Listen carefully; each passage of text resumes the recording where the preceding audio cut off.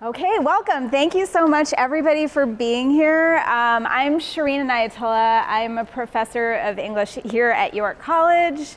I'm so excited this event is taking place. I'm serving as the light facilitator for this fantastic discussion that's ahead. And I just wanted to go around the circle and have you all introduce yourselves, say a little bit about yourselves, whatever you would like to say. Also, one thing I should say is my pronouns are they and she. Okay? It does no specific order, whatever you would like. It's fine, I'll get it out the way, get the nerve out the way. Hello everyone, I am Chanel Lopez. I am a trans advocate and activist. I currently work for the city.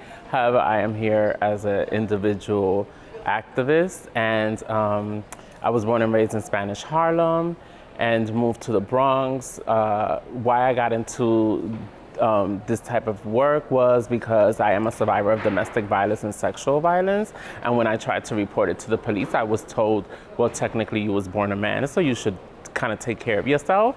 So with that telling me, I was like, wait a second, if this is the way that my trans brothers and sisters are being treated when they're encountering any type of violence, then maybe I need to be that person to make that change. And that's how I got into this role. I'll go. AJ Mattioli. I am a director advocate. I go by he and him pronouns. I am very lucky to have had a pretty easy life, I will say. My coming out story is, for me, very amusing. When I was in fourth grade, I was about to receive communion like a good little Catholic girl, and I kind of freaked out that I had to wear a dress, and I really wanted to wear a tuxedo, and my mother bribed me with a Nintendo game to wear a dress, and I still feel that I came out a winner in that one, because like I'd still take a video game and wear a dress if that's like in a negotiation, you know. So I was very lucky, and then I came out officially as bisexual. And you know, I did the steps. I came out as bisexual first. My parents were very accepting of that. And then a couple of years later, I came out as a lesbian. And then you climb up that step ladder. And then I came out as trans about 10 years ago when my nephew was born. I got a picture frame that said what an aunt means. And every time I heard Aunt Jana's my birth name. Aunt Jana just didn't feel right, so I changed it to AJ, which now officially stands for Anthony Joseph, but I still say, my family all knows that it stands for Aunt Jana. So I kind of love the fact that my nephew, who's 10, so he's still figuring himself out, but I'm super happy that he named me because we're very connected. So I'm very blessed in the fact that I have a very accepting family. And I hope that because I have a positive family relationship, I hope that I'm able to bring out my advocacy bring that warmth to the community that kind of really needs it. And I do that a lot through filmmaking. And yeah, that's me. How much do you want us to speak here, please? So my name is Melissa Sklarz. She and her are pronouns. I transitioned in 1991. In those days, I was homeless with a serious drug habit. To today, I was the first New York transgender person to be a delegate at Democratic National Convention from New York. First transgender person in America to be a member of the Electoral College. This year I ran for the New York State Assembly. I've lobbied for transgender civil rights, city, state, and federal level. And I'm here today to talk about trans identity. Well, I guess I'll go next. My name is Sasha von Stievenhoven-Brown. I'm born and raised from Queens. I'm an intersex trans woman of color, clearly. Most of my activism is online social media because that's what the kids do nowadays. Yeah. I'm here because I feel like my voice needs to be needed, and I feel like I'm the woman that I wanted to be when I was younger, and I want to be that for all the other trans women. That's it. Hi, my name is Jimena Lucero, and I was born and raised in Queens. I was born in Brooklyn. I was raised in Queens. I am a poet, an artist, and that's how I do my activism, through art. And I've been student organizing for 4 years. Throughout college, I was student organizing. Now that I'm out, done with college, I've just been working, organizing events around the trans community and trans people with disabilities and trans people of color. And I'm excited to be here with all of you. Hi, I'm Asher. My pronouns are they, them. I'm a non-binary librarian. Most of my activism is focused around disability activism, but I also like to work to make queer activism more accessible. I'm Seethal. I am an immigrant from Sri Lanka and India. I came over here about 10 years ago. Presently resigned to a 9-to-5. Used to do a lot of activism work because you need to survive, you need to make money. But still continuing to do whatever I can via business. Great, thank you. Would anybody in the outer circle like to introduce themselves? The second ring.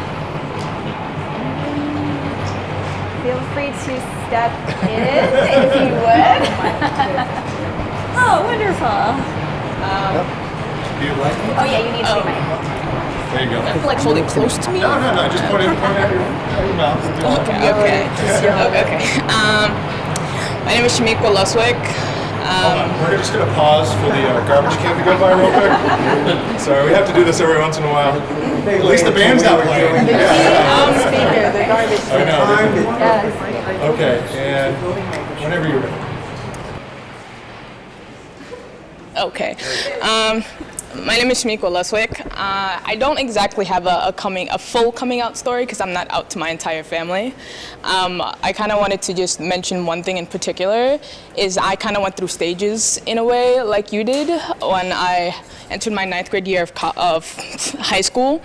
I thought I was transgender. Because in my head I had to be a boy to love women. It was a reality for me. That's just the way it worked. And so I remember particularly, I had spoken to my social worker about it, and she kind of comforted me about it, told me it was okay. And so I'd done all this research, breast reduction research. I've always been not really comfortable and confident in my body for numerous reasons. So I assumed, yeah, this definitely makes sense. I'm transgender, that's why. But I'm lesbian, and I remember my auntie was coincidentally watching a breast reduction video on YouTube when I got home. And so I kind of slipped it out that it's something I was interested in because I thought I was transgender. And my auntie immediately told my mother, and it became this whole thing where my mother was explaining to me how dangerous it is for people of that community. And in my head, I'm like, yeah, but they can't just not be who they are. So, but eventually through my years of high school, I realized I'm not transgender, I'm lesbian, and I should be proud of that, and there's no reason I have to be a man to love a woman. So that's my coming out story. And then of course my mom discovered I was a lesbian, and that's a whole nother charade. But yeah, so that's my coming out story, if you can call it that. Thank you so much. Anybody else? Okay, so one of the things that we wanted to hear from all of you about is just your connections to Queens, the work that you're doing, but also to New York City more generally. So who would like to start us off talking about the work that you're doing that's local? I mean, it sounds like there are a lot of really good connections here. Yeah, I could talk about myself all day. So I didn't mention before that I was born in Queens. I was born in Whitestone. I always like to say Whitestone heavy on the white. It is not a diverse neighborhood at all. People think that Queens is the 7 train, and sadly, once you get on a bus and go a little bit farther than the 7 train, things get a little dicey when it comes to acceptance of anybody that's a little bit different. Like I said, though, my parents are hippies, and they're very, very accepting, and they, showed me around. But I always kind of felt like I needed those people to see different things in different advocacy and different worlds. And my neighborhood's also very small, so once I became a filmmaker, everyone in my neighborhood, for good or for bad, want to see my work, whether that was to judge it or not to judge it. The fact of the matter was a lot of people that haven't seen LGBTQ films, that haven't seen a correct representation of people of color, people who haven't seen good representations of people with disabilities, and I felt like this is who I really wanted to connect with. So I made a movie called Words. It's a documentary, and it's filmed entirely in New York City. It's been called a love note to New York City, which wasn't the intention, but I love New York, so it came out. And within that film, I got to interview a lot of amazing advocates within the community, both from transgender advocates like Shakina Nafak from Difficult People to drag queens from Hell's Kitchen like Bob the Drag Queen. Yetta Kurland was a lesbian. I got to meet amazing people and talk about their identities. And I expected the question to be, how do you identify, and answer to come back, very simple and very like, I'm a boy, I'm this age, I'm gay or straight, where really no one answered like that. Everyone kind of answered in a much more broader sense, making, new words on how they want to identify and how they see themselves. And that movie came about when I was kind of trying to figure out if I was non-binary or fully going by masculine pronouns. And that movie kind of saw me through it, and it changed me while making it. And luckily enough, I will say that I've gotten a lot of people in my own neighborhood to watch it, and maybe not change their vote completely, but at least have them thinking a little bit more outside the box. And I'm very happy that that's happened. Through that, and living in Queens, I've gotten to meet people like Danny Drum, who's amazing politically, and I've gotten to work with him on things like the Lavender Line, which was the 25th anniversary of the Queens Pride Parade, which was exciting last year. So that's pretty much what I'm doing, and I have my next documentary right now. We just teamed up with DeJourne International, who is a trans-owned non-for-profit, and he's a person of color, and I really respect him, and his work is amazing, and we're teaming up for a documentary series called My First Time, which is a play on that phrase of when everyone says my first time, they think of the first time they had sex, where this is actually, when was the first time you were called a slur? When was the first time that you realized that you were different? And we'll have fun conversations within that. When was the first time you had, consensual, fun sex and questions of that sort. But we're going to be really kind of just getting more interviews of people in the trans community and getting it out there in film format. This way you can see it. And that's what I do. So this year I live in Woodside, Queens. I call it Woodstoria. It's north of Northern Boulevard. It's east of Astoria. I own a home there, which is a wonderful story. And so this year I ran for New York State Assembly. So the district is the 30th Assembly District, and it runs from Woodside, Sunnyside, a touch of Long Island City, Astoria, Maspeth, and Middle Village. About white. Yeah. They loved me in Sunnyside, Woodside, and Astoria. They hated me in Maspeth and Middle Village with a passion. And so what was I talking about? I talked about property taxes. I talked about housing, education, pay for teachers, women's reproductive health, protection for immigrants. How was I described in the media? Transgender activist. I've outgrown that. And Queens said, girl, you have. And so that's important for me, that I see myself as doing this, and this. And unfortunately, the mainstream culture says, yeah, well, we're going to define you in spite of that, and here's how we define you. And so it's important that I'm here today. I do great in Queens. I do wild and crazy things. I go to the gym, and I go scuba diving. So, I've created a world that works for me. And I tell my friends, I keep forgetting I'm transgender. Thank God you all remind me.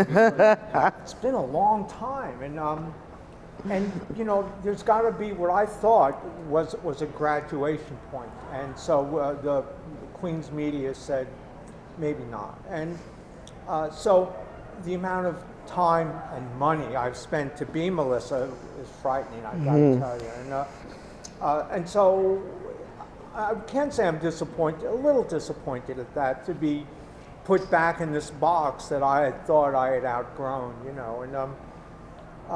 the good news is I've got years of advocacy, years of leadership and activism, and now what I do is everything I've learned, I teach the new generation of great leaders like Tabitha and like Chanel. I met Chanel, she was a club kid, now she's a great leader for us all. And that's good. That's a good role for me. It's a good fit. I want to be supportive of a new generation of trans people, trans voices and visions and language and identities. And it's like, I don't know any of this, and it's important that I learn and support you as we take our trans identities, our trans cultures to the next level. And that's it. Thank you, Melissa, and thank you also for reminding us that Tabitha is here. Hi, Tabitha. Can you please introduce yourself? Hi, I'm Tabitha Gonzalez. I'm from Transgender Legal Defense and Education Fund. So your college is actually amazing. I had the really great tour coming all the way from the other side and trying to make it over here. So the whole time I'm puzzling my mind trying to figure out what to say, and I'm hearing as the narratives go around. So I could tell you a little bit about TILDEF. So TILDEF is one of the nationals one of the top 3 national transgender rights organizations in America. So we do a lot of services by providing name changes to gender nonconforming, non-binary, and trans individuals. So for me, living my life as trans and understanding that when I'm in this type of forum, I can't speak for each lived experience here, and I understand that my identity does not encapture the whole gender expansion of what trans is actually presented to be. So I know for me coming up, it was very difficult, to find myself. So not to jump ahead of the car, is that what we're doing right now? Okay. Perfect. All right, so I'm a little late. I'm so sorry, and I apologize to all you, but I ran here because it was important for me to be here for you. So I'm here, and I just want to tell you that my journey has been one that I don't say that I was conforming or conform to a colonized way of thinking because I chose to live my life as a woman. I always felt that way. What was conforming to me was trying to live my life as a man, which was something that I was not. Right? I do understand that I'm born male, but I live as a woman. So I did everything medically necessary for me to make a transition, so I'm comfortable in my body. But as I could dial it back, I can actually say that me being trans, a binary trans woman, does not, represent the whole trans community, because we all each have different identities, and it's okay. It's okay for you to be gender fluid. It's okay for you to define who you are, because no one is the identity police. No one gets to tell you what you consider is normal. And I know when we get to these lines of intersectionality and intergenerational, and as humans evolve, so does the language. I come from a history of people who identified as women living as trans experience. Then we had transvestites. Then we had other identities.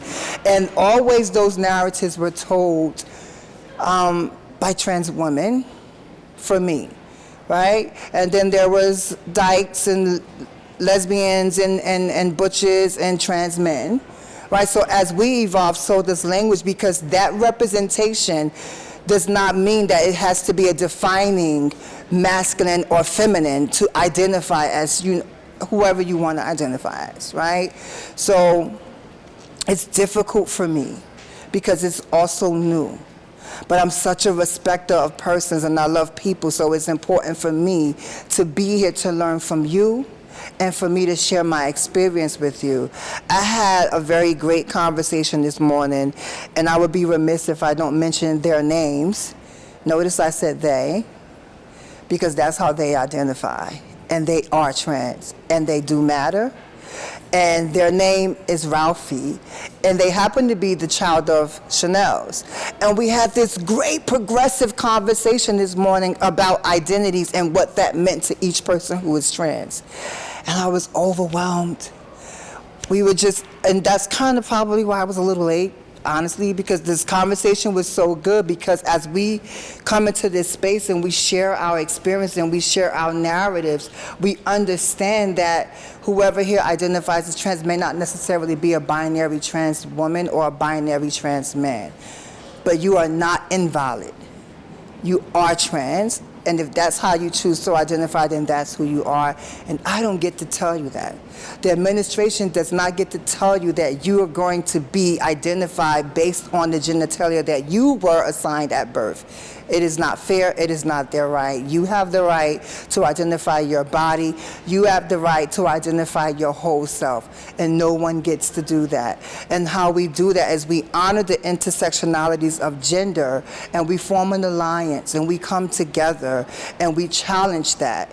And we create a better world where my son, who identifies as a trans man, don't have to deal with some of the same discriminations and injustices that I face coming up trying to live my life. So it's about me paying it forward, and that's what Tabitha Gonzalez is here for, to actually be the voice of those who are not necessarily recognized, or I don't like to use words like marginalized, because we do, like, I don't want to get into this whole trauma race and victimizing and who suffers the most violence and the most, I don't want to get into that. I guess what I'm trying to say is that no matter who you are, you have the right to identify yourself, and you matter. And that's it. Yeah. Anybody else want to pick up on any of the threads that Tabitha brought up? Oh, you're welcome. I'm sorry. I mean, like, where she said as everybody can identify as they please, like, that struck with me, because I had my gender confirmation surgery August 28th on my 26th birthday. And I've had multiple people throughout the community ask me why didn't you get your face done? Why didn't you get breasts? Why didn't you get this? I said, what makes me a woman is me identifying as a woman. And for so long, just like they said, they thought that they had to transition to love another woman. For so long, I thought I could not identify as a lesbian because I was born male. It took so long for me to understand what identity truly is. It took so long for me to understand that femininity can be anything. I can be butch. I can wear this dress like with these dots, and I can be a woman. I don't need inches. I don't need makeup. I don't need all these things to make me a woman. November 3rd, Cethel, my wife, and I, we put down a deposit on a house, a 10-bedroom, 4-bathroom, 2-kitchen house. And we are housing queer people of color. We have not slept for an entire month because I want a community house. Because for so long I've heard of community, and I have not seen community, okay? When I say community, I want to see everybody. I want to see people that look like me. I want to see people that have lived like me. For so long, the forefront of our community has been white faces, white problems. And I understand that, yes, these people have those problems, but lived experience and learned experience are two different things. And what I want my home to be is a safe space for anybody who needs it. If they need to crash, if they want to have a party, because all the girls are DJs, all the girls have been in the club. I'm not gonna lie, I've been working 12 to 12 and I'll be in the club on the weekend because my rent is due.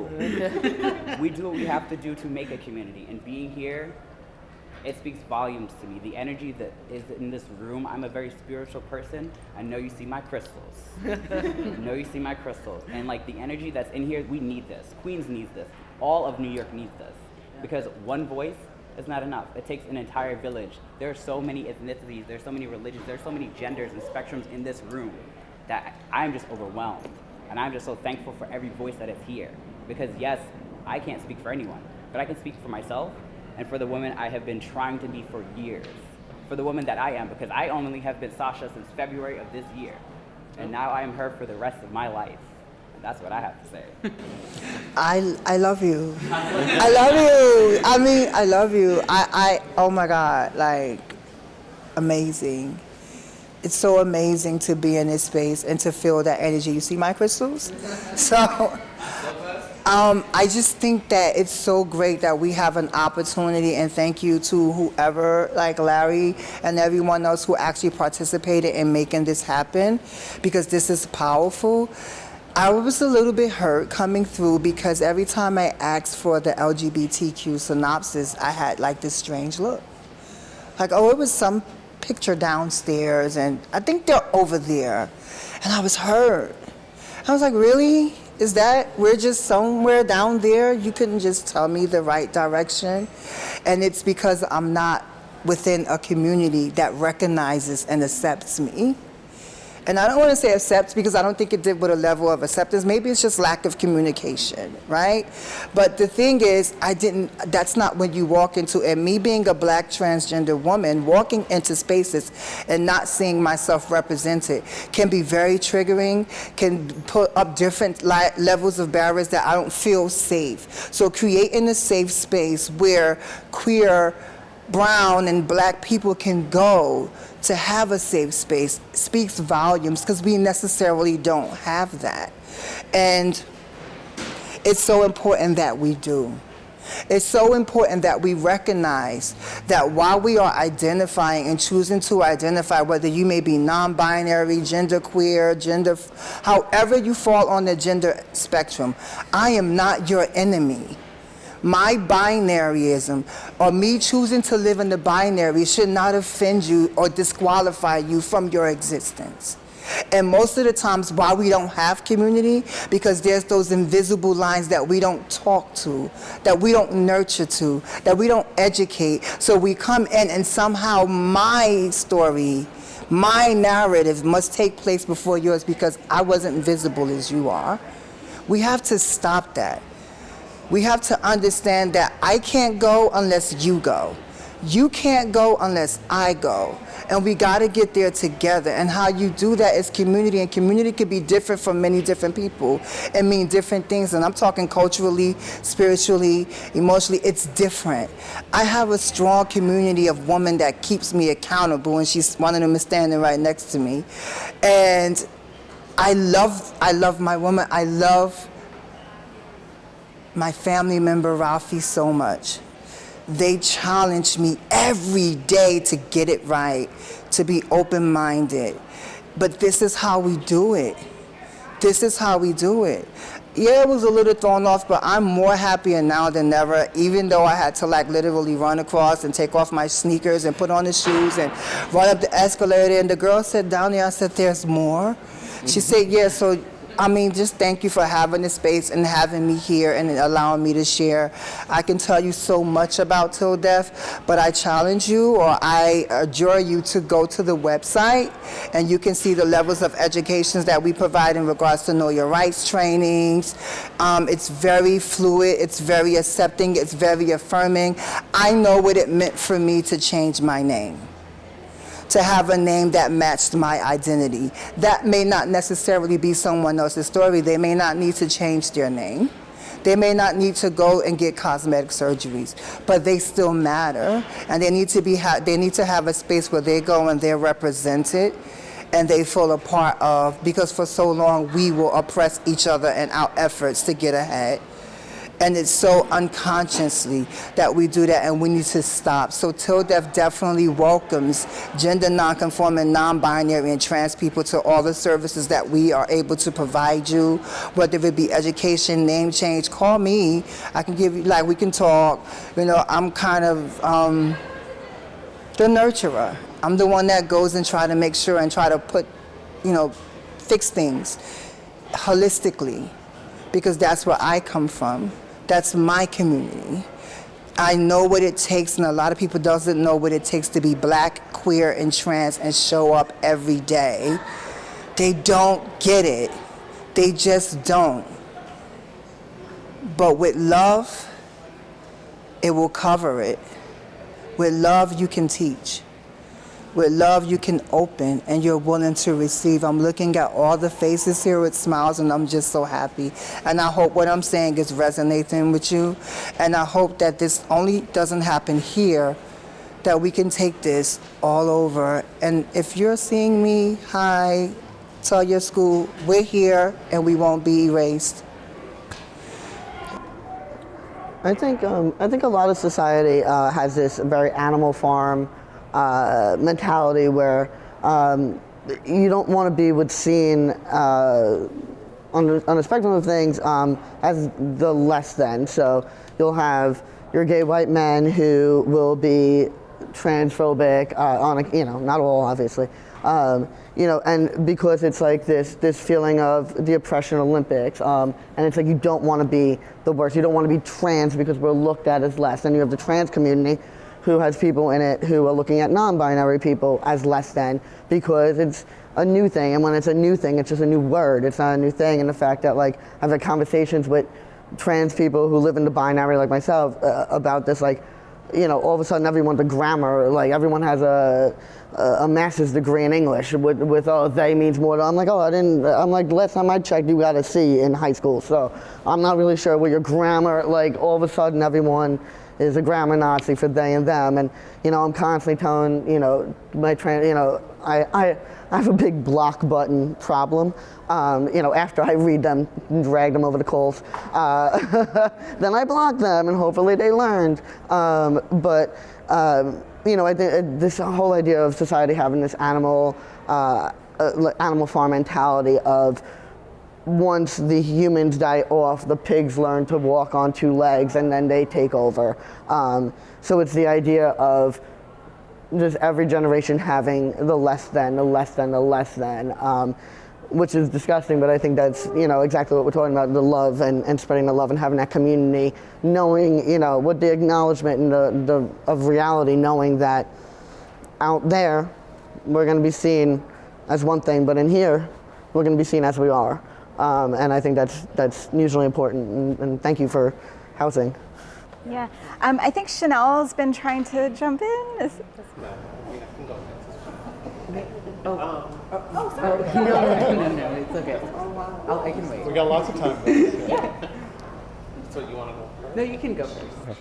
So what I'm gonna say is, and I'll be brief, is like, first of all, I want to commend you both for opening up a home like that.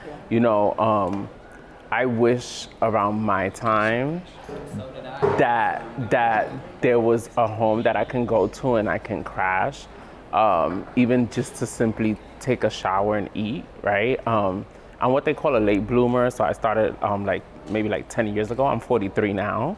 But, I didn't know what transgender was. I just knew that when I was 5 years old, I was in the wrong body. And I did not feel at all as a male. And I remember my mom would catch me putting on her heels or putting on lipstick. And I don't know what she used to do with the lipstick and put it on her cheeks, but she would I would do the same thing, right? And one day she caught me and she smacked me so hard. Because, coming from a Dominican background, we Dominicans don't, if you're Caribbean, you know what I mean. It's very masculine. You're a man, you're a man, you're a man, you're a man. My mom, I was even sent to Dominican Republic to live with my uncles, and I was forced to drink Coronas, beers. Yeah, this is why I hate beer nowadays, because I was forced to drink beer because I was told that was the manly thing to do. And so it wasn't up until I was, I lived in Dominican Republic for 3 years. When I was 16, I called my grandmother crying. She came, she picked me up. My grandmother's always been supportive of me. She brought me back to the United States. But I still couldn't tell her that I was trans because I didn't know I was trans, right? So here we go, I'm in my 20s, and I'm dressing up as they call it drag queen. And that's when Melissa said I was a club kid, where she met me because I was doing drag shows, right? Because that was the way that I used to express my femininity, was to do drags. And I remember living with my grandmother and living with my mother, and I had to and I was born and raised in the projects. So it was I had to sneak in the staircases of the projects, get ready before I left my building so nobody would recognize me, or I would have to get dressed behind the streets of Gay Street and Christopher Street. Right. Everybody knows that little area right there. I would have to get dressed in that alleyway and come out oh yeah, this is me. And through doing shows and stuff like that, and I remember I started clubbing out in Queens. And I'm not a Queens resident yet, but I am looking to move to Queens because I do want to represent Queens when I run. And that's a whole nother story. Yeah. Okay. So that's a whole nother story. That's a whole nother story. But when I decided to transition, I was told, well, if you want to transition, you have to sell yourself, because that's the only way that you're going to be able to get all your surgeries done, get all the things that you need, because they're not going to hire people like us. They're not going to insurance at that time wasn't the best. So it was like, if you want to go get your implants, if you want to go to Mexico and get a botched job, you have to sell yourself, And because of that, like, I did sell myself for a couple of years, right? And when my parents found out, my family found out, they threw me out into the streets. And I ended up living in abandoned buildings, which forced me into a abusive relationship, which in turn, because I wasn't so happy with myself, I ended up turning to drugs. And I did like every drug but shoot myself, you know what I'm saying? But it was just a way of me coping, and as we call, numbing the pain, right? And the reason I do this work is because I didn't even think I was gonna be a advocate. My whole thing was like, oh, I'm just gonna get up every night, do my face, go perform, make some money, pull a client, go back home, go to sleep all day. That was my mentality, right? And I was so miserable with myself that I even tried to commit suicide like a couple of times. Just how miserable I was because I couldn't be the person that I really, really wanted to be, and how to go about, because I didn't have guidance the way I wanted to. And it wasn't until I met, I don't know if I know Melissa knows Jessica Fox, who's like this big time, she was a big time showgirl. She still is around, but she left that scene. And she took me under her wing as her child. And she showed me the rope, and she told me, you can be whatever you want. You don't have to be in this lifestyle if you don't want. And she was the one that actually pushed me to go back to school, back to college, and because of her, I started my transition. And I ended up telling my family, and I was like, listen, this is gonna be me. And if you don't like it, I spent 5 years without none of you in my life. I can spend the rest of my life without you guys at all. But you're gonna miss out on a wonderful person, because through my transition, I've had numerous documents done on me. And on top of that, I've gotten certificates of merit by Bronx Borough President numerous times, and I've gotten awards all around New York City. And I guess that's when my mother, and it wasn't until someone told my mom, they had, my mother went to one of her coworkers they're really cool, and she was crying. She's like, I failed. My child is this now, and I don't know what to do because I don't know where I went wrong. So her friend turned around and said, your daughter's working. She's making a difference for her community. She's getting all these awards. She's like, I'll take your daughter, and you can have my son, who's in the corner of the train station begging to get high. And that's what made my mother open up. And the reason I'm doing this is because other generations to come shouldn't have to struggle the way I had to struggle. You know what I'm saying? Yes, we're very advanced, very, very advanced. But that doesn't mean that we have to sit back, because the fight is not over. Now we have to fight even more, especially with this new administration on the federal level. We definitely have to fight for our rights. We have to fight to not be erased. We have to fight for inclusivity. We have to just fight. And it's not dividing, I'm trans, I'm non-binary, I'm cis, I'm TGNC, so I'm only gonna fight for the trans community. No, because you're non-binary, I'm not gonna fight for you. No, we gotta fight for the whole community in general, under the umbrella. That's all I gotta say. Yeah. I just wanted to say thank you all for having me, and hearing what everyone's saying. I totally agree with what's being said. And I didn't know that we were going to be filmed in like a virtual reality kind of thing. So recently I've been thinking about queer futurity and like what the future of queer people is going to look like. So it's really interesting that it's happening today. So, it's coming to a home near you. Yeah. you know, also what Sasha's doing, I think, is very radical to be housing people. You know, when we heard about the memo that you know, the Trump administration is trying to pass, a lot of people panicked, and then a lot of cis people also were maybe even more outraged than trans people, I feel like. And why I say that is because I feel like trans people have this resilience that they're, and you know, of course it's still a threat. We don't want to be erased, and we won't, but I think helping communities directly the way that Sasha is doing it is a very radical way to do activist work, right? And to give money to trans people in need directly, right? Because sometimes I feel like representation has become this thing that we want to see everywhere, right? Like we're constantly talking about, we need representation. And we've seen what representation can only do so much, right? We can have LGBT people with a lot of power, right?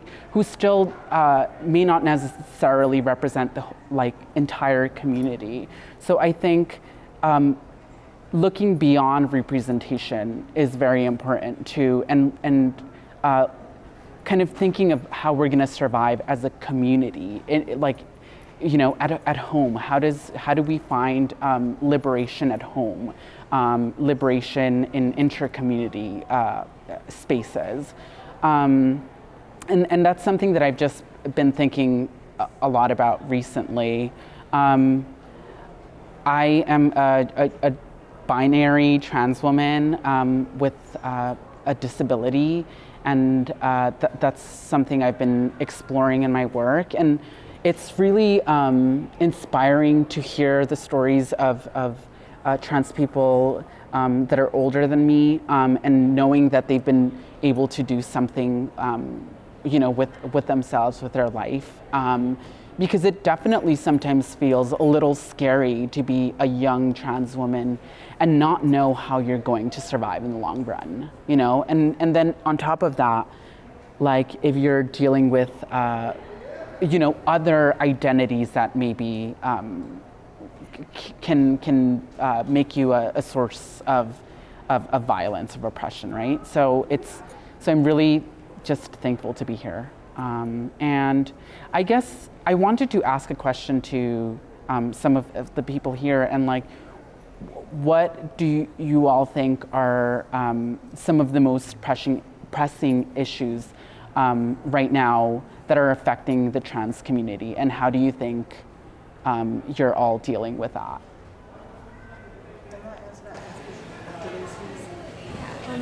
Hello, I'm Ari. My pronouns she, they, depends on the day. I would firstly like to thank Sasha and Sito for what you guys have done. I respect that and I appreciate that a lot. And what's your name? Himana, you raised a point about the Trump administration not accepting like transgender people.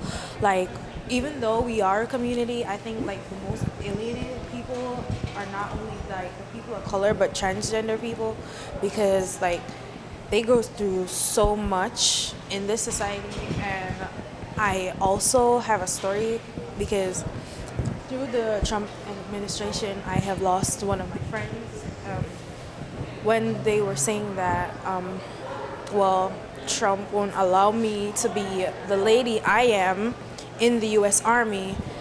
Like, she went through a lot, and at that point, with the struggle that she went through, because her family wouldn't accept her, she resorted to suicide, and it really impacted like the people around her. And like, it's just so much to think about, that you yourself, you're trying to find yourself, and there are people fighting against that, and you don't have any other, like, you don't know what to do in yourself. So the only thing you have to resort to is like deciding that I don't want to live like this if I cannot be myself. And I think that it's so stressful for an individual to have to go through not being themselves, because that is what your mind is telling you. So why cannot everybody else agree and just let it go that way? Because if I say, well, I want to be like a football player, and you say, yeah, why can't I be trans? And you accept me the same way, and I want everybody to look at that situation as that.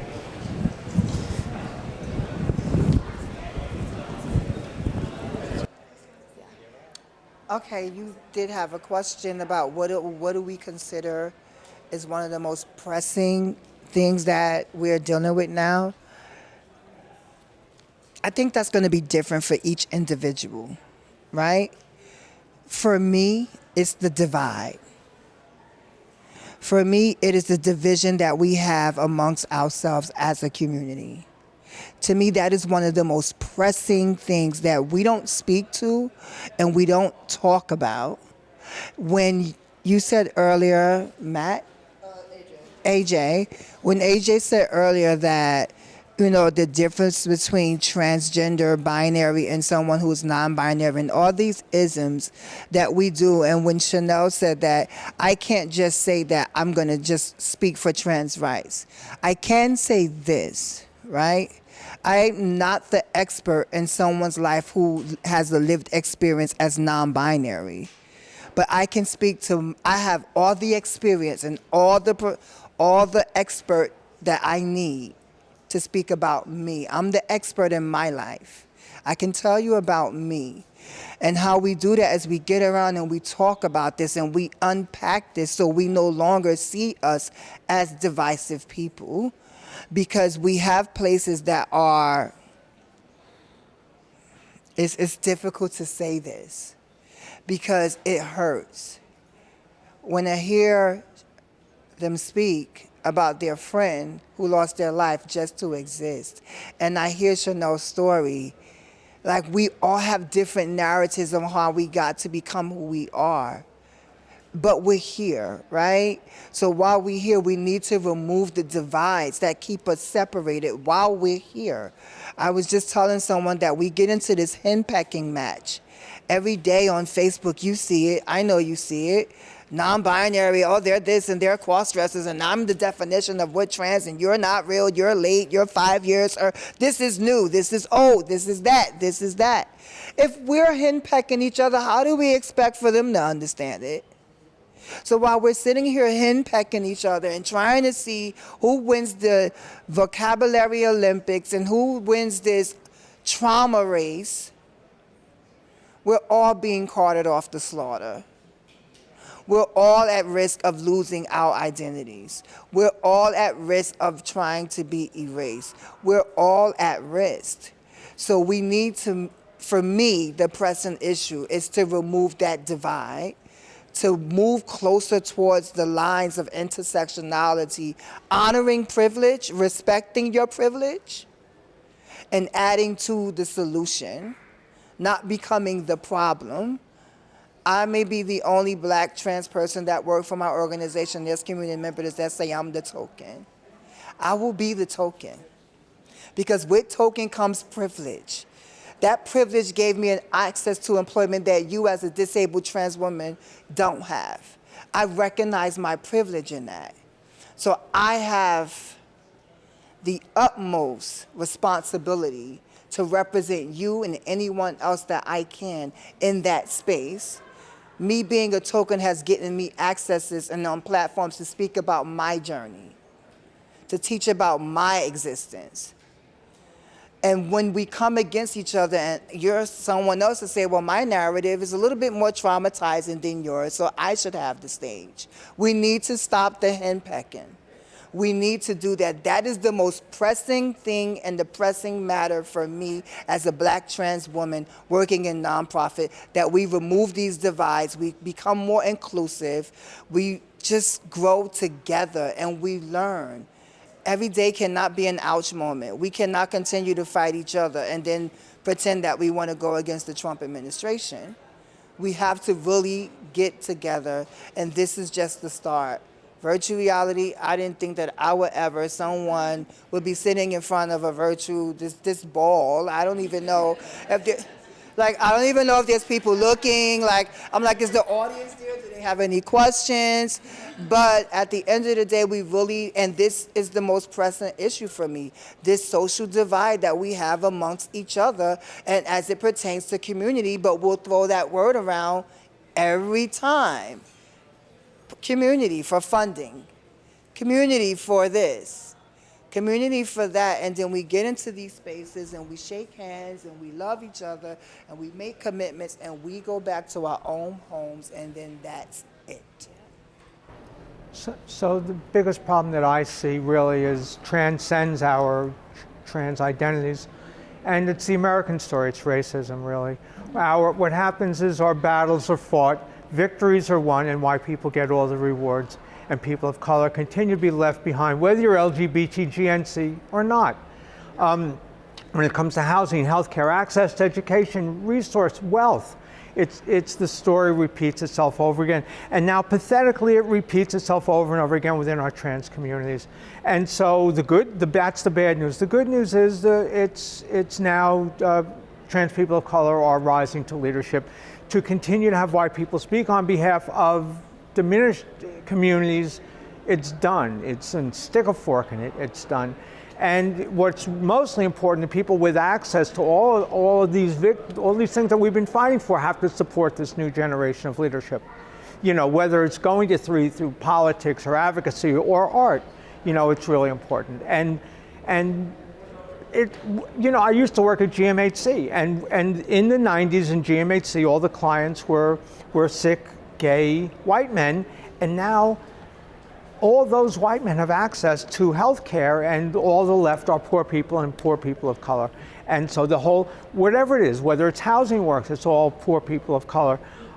So whatever victories are won, in the end, people continue to get left behind. It's the same people that get left behind in our community as have been for 100 years, and that's people of color. And we have to fight for that. And we have to be aware and knowledgeable that when it comes time to this battle, it really, you know, as a trans person, I have a career, I own a home, I'm doing great as a trans person. Well, there's a reason for that. And so it's important to use that access to privilege to work on behalf of our communities that don't have the same. Thank you. I think Asher wanted to join the conversation. So one of my pressing issues goes along with what Ari said, is our mental health.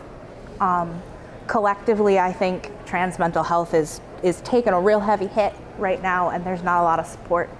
I'm very lucky enough that I have enough money to pay for a therapist, but only just enough to see, you know, twice a month instead of, you know, maybe every week. And I'm lucky that I even get to go twice a month.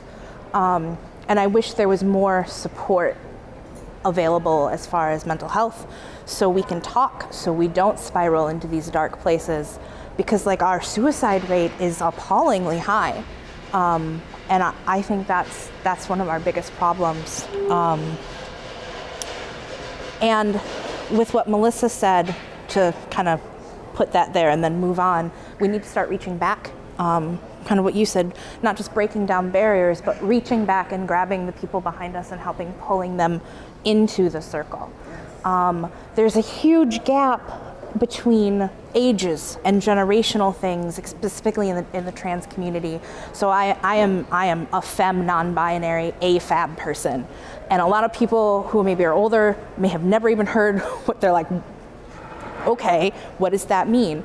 I think sometimes we need to talk about our vocabulary, but we need to respect that, like, a lot of younger people don't necessarily respect somebody else might identify in a different language, a different way, because that was the words that they used at that time.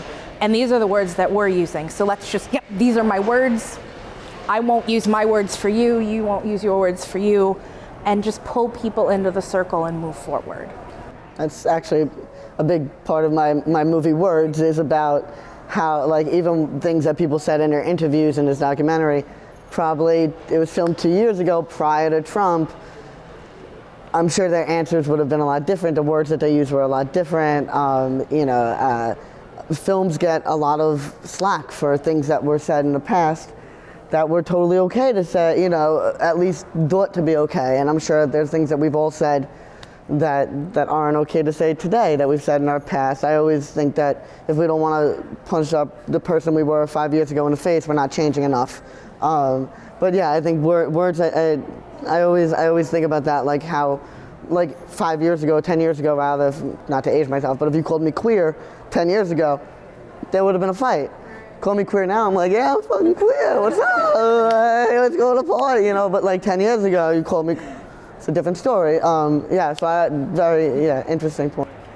Just to kind of touch base on that, it's also just to talk on access of education, and not many people have access to these resources to learn these new terms. And that's why a lot of older trans people get kind of left behind and alienated from their own community. And I completely agree with you on bringing community together, because that's how we even got to this fucking point to begin with. Like, that's how we even got here and have survived thus far, is from intense community organizing. We seem to have forgotten history, like completely forgotten history. And also to touch base on what you said, visibility and representation. So there's like this whole thing of hypervisibility coming about right now with trans bodies, and it just kind of commodifies them and tokenizes them as opposed to giving them anything. Like, they just use the visual of trans bodies as opposed to giving them fucking money, resources, anything that'll actually push them forward in life. What does an image do? I mean, it does something, but in terms of actually pushing for real acceptance, real survival, what does it do? You know, and that needs to be talked about a lot more than it has. We all keep pushing for this idea of representation and visibility, but with that needs to be access, with that needs to be resources, with that needs to be rights. People need to put their money where their mouth is. Right. Am I allowed to curse? I'm not policing any kind of language or censoring anything. We're never back. Girls, don't tell that to Sasha. I just wanted to say, like, as a black trans woman, when you're talking about visibility, it's just like everyone wants to fuck us, pay to fuck us, but no one wants to feed us or house us, you know? And to talk about what Jimena said, like, we are fucking... I've known Cecil for 8 years. She knew me when I was Alexander. I met Cecil for the first time October 15th. We have a house. We have been vetting since the house went on the market November 2nd. We put down the deposit November 3rd. Honey, I'm not a millionaire. I work at 2 different tattoo shops. That's not money. You know artists don't make any money. We have not slept for more than 2 hours for the last month because we are constantly trying to make sure people have housing. Because if it's not a collective, if it's a 10-bedroom house, individual lease, honey. If your rent isn't paid, that's not on me, that's on you. We have been vetting every single day to get people in this house. We have people, I have no credit, I'm not even gonna lie. My sugar daddy signed my lease, okay? You do what you have to do. But we have been in this house and we have been constantly trying to make sure it is a community house. You know how many community houses I've went to where they're like, yes, we accept trans women, we accept this, and it is 10 gay guys and 1 white trans man. That is not something I rock with. Community has to be collective. I want to be in a house where I feel comfortable. You know, I want to be in a house where I don't feel like an exposed brick. You know what I'm saying? But everyone's into exposed bricks nowadays. I want to feel comfortable. I want everyone in this room to feel comfortable. Because yes, we are here, but do we all feel comfortable? There's so many stories, there's so many traumas, there's so much energy. What are we willing to share? A lot of us are so hesitant to talk. And I'm not gonna lie, I don't want to talk. I hate my voice. That's just disgusting, you know? But I want all of us to talk because there's so many of us in here. When are we gonna have this moment again? I'm a black trans woman. I can leave this and you might never see me again. Okay? The life expectancy for me is 35. We went up from 32. I'm 26. You do the math because I don't. And I want her to talk because she has been collectively vetting people with me to get this house going. And she hasn't said much, but there's a reason why there's a ring on her finger. So please talk.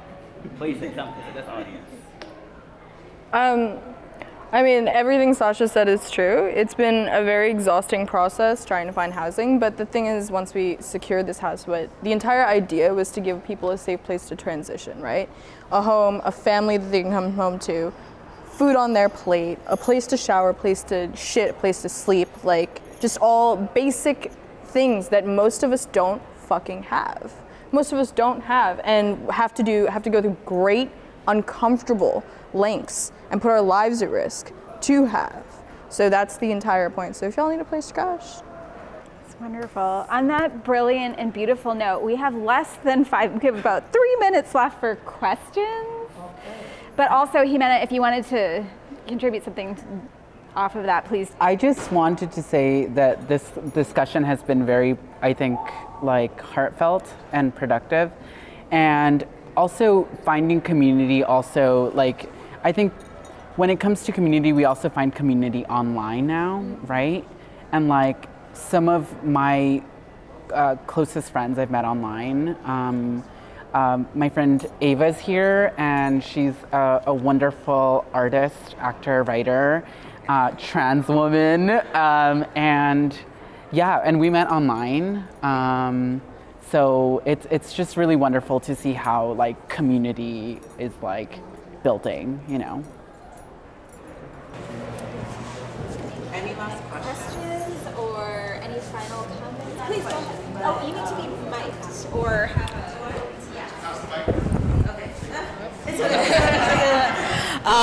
So I'm cis, right? A cis woman. So my question is more for the allies and the people that don't identify as trans. Like, what are we doing to like put ourselves at risk for the rest of our like people that are here, right? Like, if you're not risking your stability, then you're not doing a good job. So, just wanted to add that. That's it. I just want to say there are other ways to help. Donate directly to people, to trans women, and help people. There are GoFundMes, there are links. Follow Sasha. She has an entire donate section. Throw your bills there. It makes a difference. It really does. Like if I'll make it for you. I mean, I do have a cash app, but I just want to say thank you.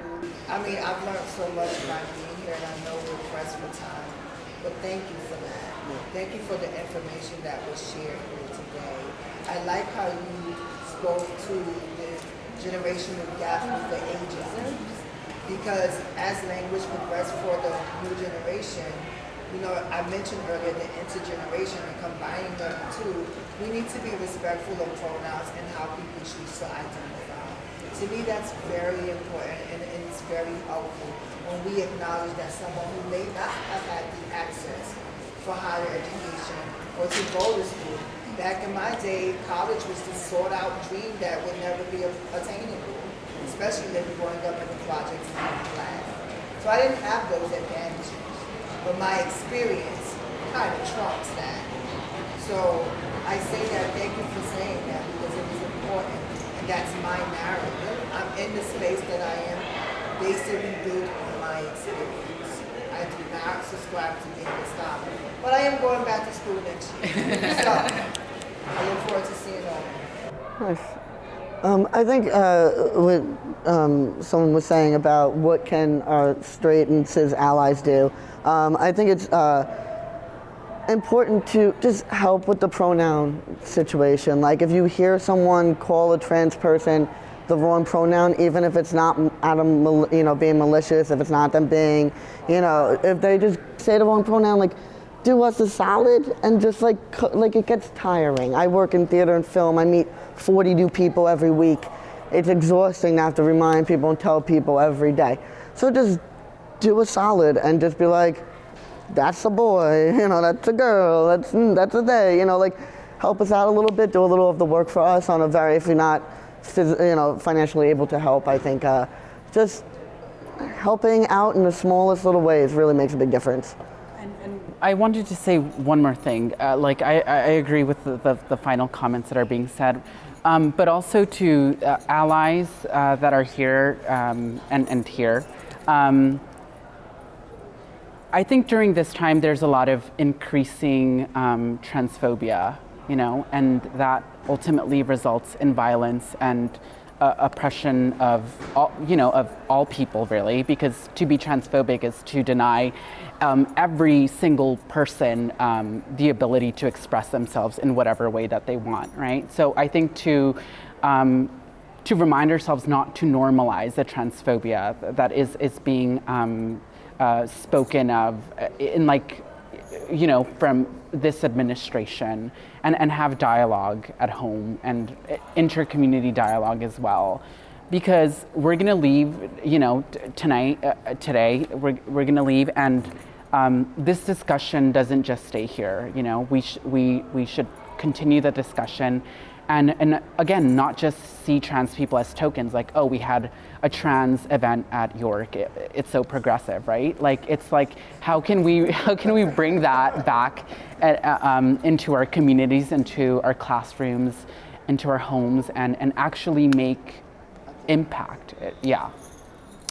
Thank you. What a perfect way to end. And maybe it doesn't have to end. Maybe the conversation can continue in any capacity. So thank you all so much for being here, and for sharing and giving us a lot to think about and work towards. So in solidarity.